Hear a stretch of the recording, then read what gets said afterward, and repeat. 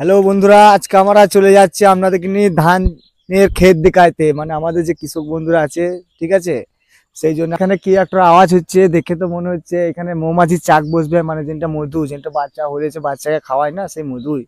আমাদের এখানে বাবু কাকার সবজির ভুং দেখাইতে এনেছি, কি কি চাষ আছে এখানে, ঠিক আছে। এখানে দেখেন, এখানে কত সুন্দর বাবু কাকা পেঁয়াজ চাষ করেছে, ঠিক আছে। হ্যাঁ, তা ওটা হলো বাবু কাকা, ওর সামাসার আছে, ঠিক আছে। এখানে গোটা মাঠটা ও দেখাশুনো কাজ করে, জল। হ্যাঁ, এইটা আমাদের ফরেস্টের বাগান, ঠিক আছে। হ্যাঁ, এইখানে সব মানে কৃষক বন্ধুরা রেস্ট করে, খাওয়া দাওয়া করে খানিক।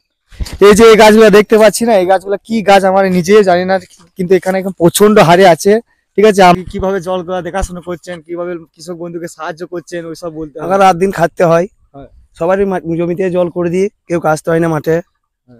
কটা সামাসাল আছে? একটাই আছে। একটাই সামাসাল তো? হুম। ও, মানে 100 বিঘা এরিয়া একটা সামাসাল জুগিন দেন? হ্যাঁ। ও, তো দেখতে পাচ্ছ ওই যে ক্ষেতটা দেখা নেই, খেতে সব পুরো গোটাটাই দেখতে পাচ্ছেন, এইটা হলো গোটাটাই আমাদের। হ্যাঁ, চাষ করে একটা সামাসালে।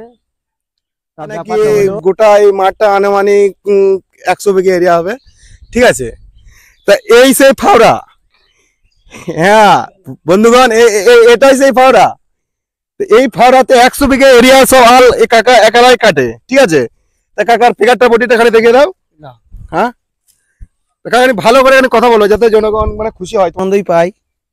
কৃষক বন্ধুরা আমার সাথে সঙ্গে থাকে, অতএব ওদের আমি সাহায্য করি, কেননা ওদিকে মাঠে আসতে দিই না, জল আমি কাই করি, পরিশ্রম তো হয়। আর নাকি শুনেছি এই যে মাঠটা না, এই পুরা মাঠটাতে নাকি এখন তো ধরেন খরার টাইম, ঠিক আছে।